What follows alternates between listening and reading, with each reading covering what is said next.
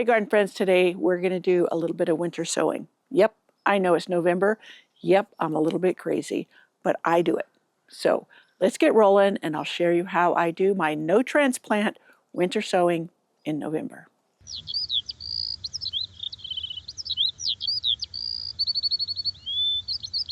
So really, the container I'm going to start with is right down here.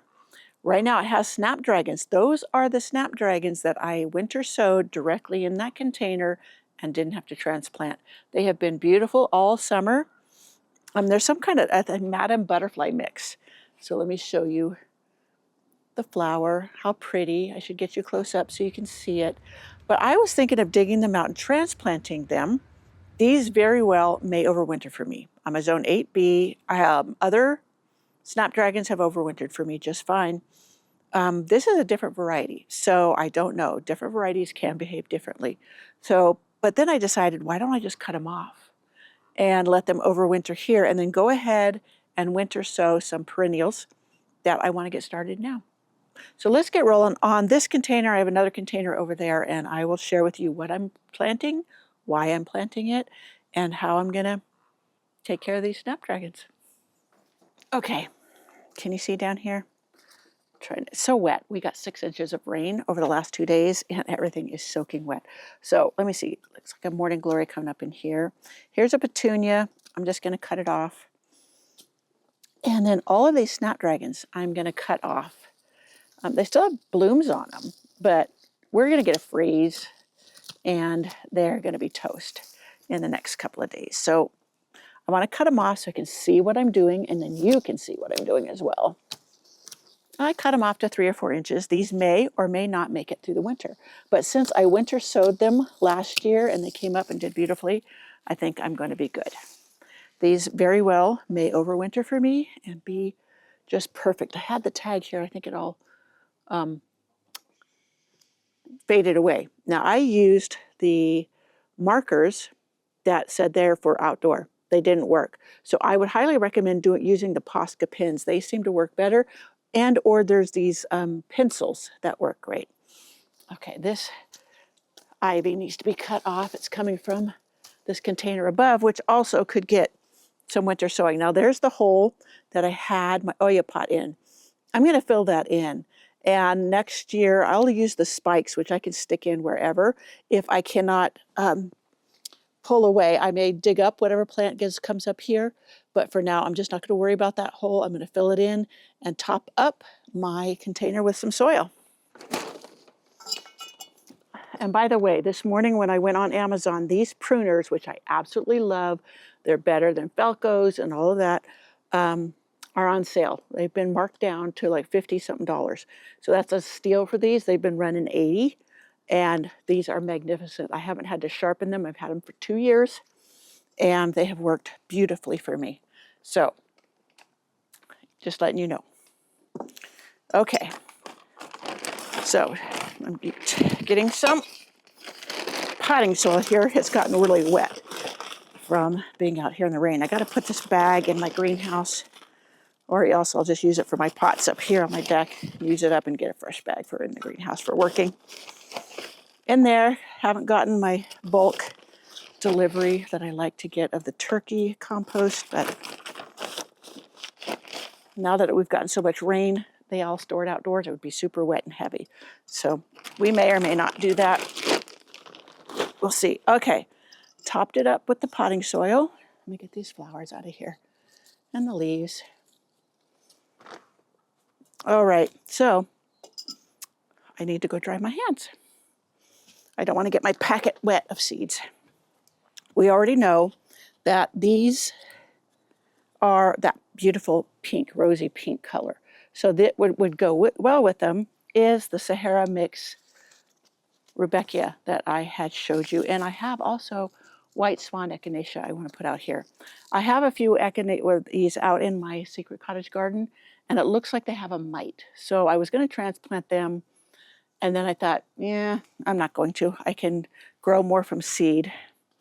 So I have tons of the seeds from this. This is from the seeds I gathered from my plant.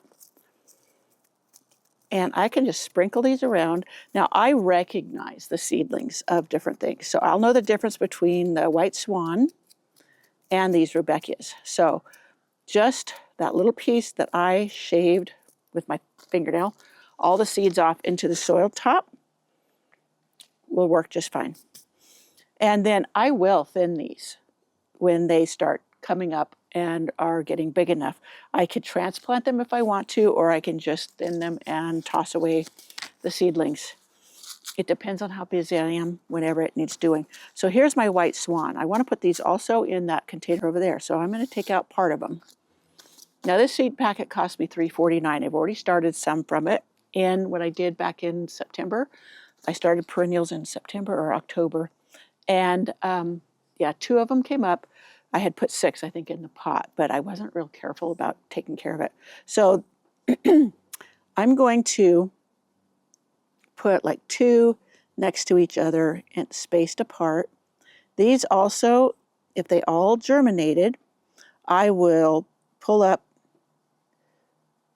some and I will transplant them. I can pot them up into little 4-inch pots to put elsewhere in the garden. White swan, when they reseed themselves, they often have cross-pollinated with my pink ones, and what comes up is kind of a muddy pink that's not real pretty. So I will often reseed them myself. Little hummer coming around. Anyways, so right there is, I sowed them. Now we're going to get more rain tomorrow, believe it or not. So I'm just going to lightly cover these. I don't want them very deep. In fact, the rain will drive the seeds into the soil. So I don't even have to do this if I didn't want to, because they're definitely going to be getting watered and I don't have to do a thing. Now I will go along and just firm the soil down a bit, which also the rain will do that. So I didn't have to absolutely do that. Okay, so I have the Sahara Mex Rudbeckia in here and the White Swan Echinacea, and these are the snapdragons, Madame Butterfly Rose or something like that. So this is going to stay out here. This is my deck, and we will check on these come April. They'll start coming up. They do like it warm. So after they'll get the cold stratification through the winter, but it doesn't always warm up here very well until April, May. So we may have to wait that long. It depends. I could cover this later on in the season, like with a clear plastic tub or something, to concentrate more heat, to get them to germinate faster. That's always a possibility, but we'll see. It depends on how busy I am. If you are a super busy person, this is an easy way to get some flowers in a container that I don't have to buy then anything to go in this container with these plants, and they will be amazing. Yes, these flowers do get tall, but that's okay. I have a lot of containers on my back deck, and these could be put to the back and then something lower growing put in front, or a shorter container, anything, but these will be really gorgeous. So we're going to go plant some more in another container over there. Now this is a cheap way to fill your containers for the summer. You don't have to wait to spring and buy annuals or whatever to fill in. Now I'm not against annuals. I love my petunias. I will always get petunias because they're just a favorite. All right, here is the other container. This is one of those drink tubs I got at Walmart, galvanized drink tubs. I think they're $24 now. You might find them on sale for cheaper. This is an ivy, a variegated ivy that I've had in here for a spiller plant, and I'm just going to leave it in here. So now I'm going to do some more white echinacea. Again, I got my hand all wet. I'll wipe out my pants. So I want some white swan echinacea in here, and I want some powwow. Now the powwow, I'll leave a few in here probably, but I'm going to sow plenty so that I can put many of these out into my other gardens. And so this is just a way to get a bunch of these to plant. Now this one's from Swallowtail Garden Seeds, and my white swan is from Botanical Interest. Right now, Botanical Interest is having a Black Friday sale up through the end of the month, or up through part of early December. So you want to check that out. I'll put a link in the description box below to them. And now this here, these are blue balloon flowers that a viewer or one of my blog readers sent to me named Rebecca. And these, she says, I hope these germinate for you. A real blue color. Plant was from Virginia, and then it was grown in New Jersey. Pass it on. So I love pass along plants. I haven't grown balloon flowers here. I did when I lived in the valley. Oops. And so I am going to sow some of these in here. And then whatever extras come up, I will transplant. So a bunch of tiny seeds. And let me put them along the back so I can kind of keep things separate. So I've sowed quite a big pinch. I will sow more of these. We're going to go down in front of the greenhouse, and I've got a whole bed there that I'm going to put some things to. And yeah, here's the powwow. Now the powwow, I don't have very many of them, so I'm going to sow them all in here. And just to make sure I get some to come up, and they'll do great over the winter. They'll come up when they need to, and I need to remember that this has got things in it because I do have a tendency to forget. So now I can always get more of these. Powwow is not uncommon, but these grow shorter. They're a beautiful pink. I had some in my side garden or the rose cottage garden, and gophers ate them when they went through and decimated all of my coneflowers. They seem to love them. So I had already put fresh soil in here, so I'm just going to smush these down into it, and then that will be enough to cover them. I just kind of firms them down. Like I said before, we're going to get plenty of rain. So behind, right back there, is where I'm going to sow the white swan. So I'm going to save some to sow down there in front of the greenhouse. We'll see how that works for them. But since I've got some over there, I'll just put a few in here too. Now the ones that are going to stay in here, I don't have to transplant, but there's plenty, that I can transplant when these do germinate. And we can hope that they germinate well. The only thing that would mess this up is if I had the raccoons come through and dig into my containers. That has happened, and they've really destroyed a lot of things. So there is our November perennial winter sowing in containers that I don't have to transplant out of here if I don't want to.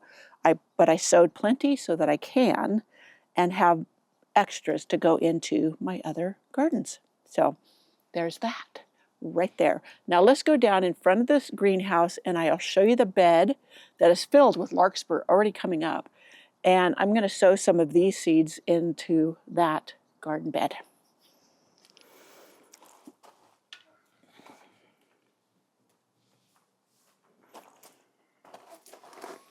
So right behind the camera is the porch of my new greenhouse.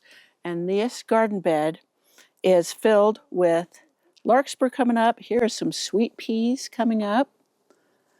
And I have a tomato plant that came up. It's only this big, but so if you look closely down here, you can see there's larkspur coming up. This all reseeded itself. And there's a daisy. And look at the masses here of the larkspur. And the coneflower up here is doing beautifully. Now these seeds will drop to the ground and will germinate just fine as well. So this is Magnum, I do believe. And you can see even this one's falling apart, but I leave them here for the birds to eat. And it works just fine. And there's those sweet peas there. So I'm going to spread seeds in here of the white swan, echinacea, what I have left, and of the rudbeckia. Now down here, I'm also going to put some of the concertina irises that I had dug up from the front. I think that would be really pretty here. I don't have anywhere for them right now, and I didn't want to have to put them in a bunch of containers. So this would be perfect along here. And then I also had some white hot. So both of those iris can go in here and just be really, really pretty early in the spring. So everything else, like the echinacea and the rudbeckia that I'm going to plant here, and the balloon flower might bloom early, but the other two bloom later because they are hot weather lovers. So yeah, this is also a spot where the gophers love to come. So I'm not sure how the echinacea will survive. I don't want to say survive, will last, meaning because the gophers could go for them and eat them. Why they didn't eat this one, I don't know, but we'll just go with it. And I'll have plenty to transplant. If I want to transplant more here later of the white swan, I could dig up from what comes up in the containers and put them in a gopher cage, and then I would know they would survive. But yeah, let me grab my seeds.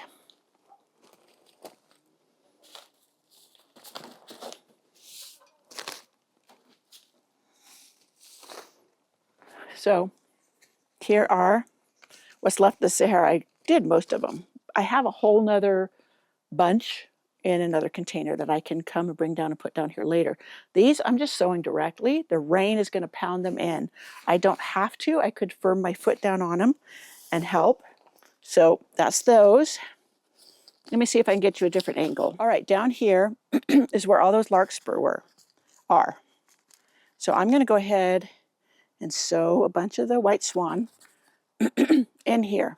So I got quite a few left in here. Looks like the seed packet's gotten moist from being out here. And I'm going to put some here, a lot here, throw some down there where the rudbeckias were sown, and call that good. And then I'm going to pull out some of the balloon flowers. They're blue. The larkspur's blue. No, maybe I'll stick with the larkspur here for the blue. Look at here. Here's a poppy. A poppy I didn't anticipate. And here's a little, this is feverfew that I don't want here. I want that poppy to go ahead and come up. So, and a little fir tree I don't want here. Look at the root on that thing. Oh, right. So we have larkspur, white swan, and the Sahara mixed rudbeckia through here. And I will plant the irises here, and they'll do great and be beautiful. I've got one right there called Edged Out. It's looking a little like it might be failing. No, it's got good root on it. Oh, what is this? Oh my goodness, I don't know what that one is. Well, I'll cut it, and it's got some roots, and I'll put it down in here. Maybe I'll down here where this is loose. I'll put it down there. Okay. One more thing I'm going to sow down here, and I forgot to do that just a minute ago. This is the Moroccan poppy. This is a poppy that blooms all summer long with deadheading. It's a beautiful orange, and it reseeds itself in my garden area that I have it in the summer. So I know that even though it's not winter, I can sow these now in November, and they will germinate, come up, and be beautiful. So they're a lovely soft orange, and I'm just putting them down in the soil, and the rain will pound them in and be just what they need to get going. So quite a mix there. Yeah, we're back in the greenhouse. I wanted to say one thing. I pointed out all of the flowers that were already coming up. They had seeded themselves. They will make it just fine through the winter, and so will these. The seeds that I put out, even if we had a warm spell, sowing them now, which is pretty cold, and it's going to stay cold. We get the 30s at night, maybe the 40s, maybe a few days of the 50s for a high, and then once it starts snowing, they'll all be buried. But I don't have to worry about seedlings coming up and them being frozen off. They come through it just fine here. I don't know if it's the snow cover, they're just cold hardy in general, and so they'll make it through the winter just fine. That's why I can winter sow in November when I'm direct sowing it. I can also do the milk jugs like I do my regular winter sowing. So that's why I can do it now. And I know a lot of people will say, oh, you can't do it in November. If you're cold enough, you can do it now, and you can have a head start if you want it. And like me, I can do it direct sow. And yeah, all of these are beautiful. I won't have to worry about doing in jugs and all of that, which I also do in jugs. I have tried many, many things. Like I could do Canterbury bells out here. And I've tried several over the years, and I noticed, because, you know, when the seeds reseed themselves, it's earlier in the season, not just, it's not in the winter.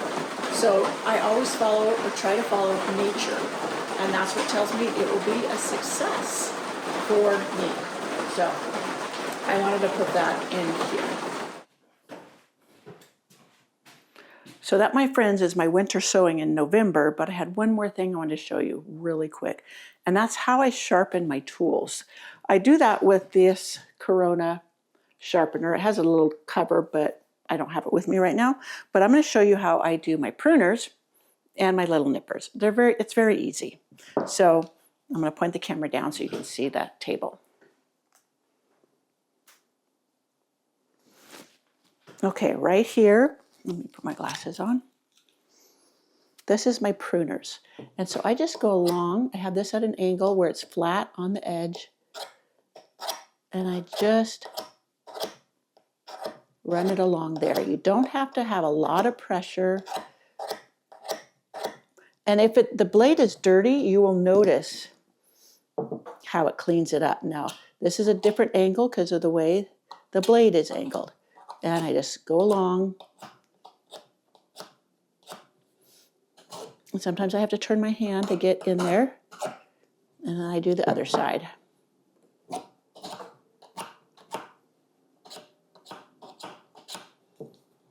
And that's how I do it. Now, often I will scrub up these, and I keep some mineral oil. I don't always use WD-40. WD-40 works great, and I'll spray everything really well, or I'll wipe it down.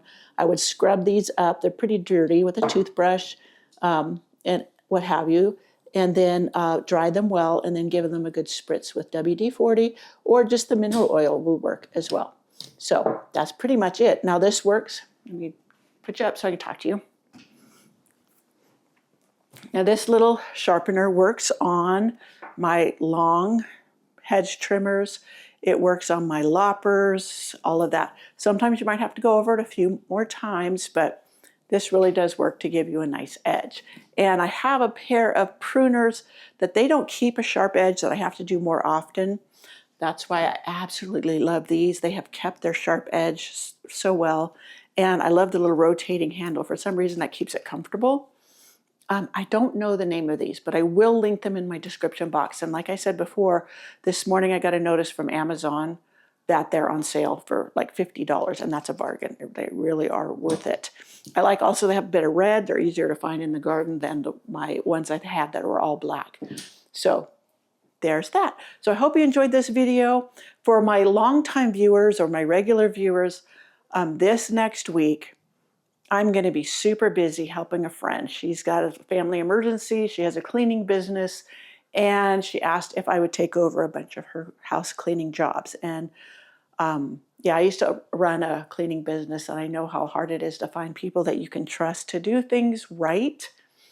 And so I'm honored that she would trust me with her reputation. She has a fabulous reputation in this area. So I don't know if I'm going to get any videos to post this next week. If I do, great. If not, I'm just giving you the heads up. And I'll also put it in my posts so most of you who get those will know. So, hey, I have a question for you. Have you ever winter sown directly in containers where you didn't have to transplant them later? They were just going to grow in that container for the summer. Let me know.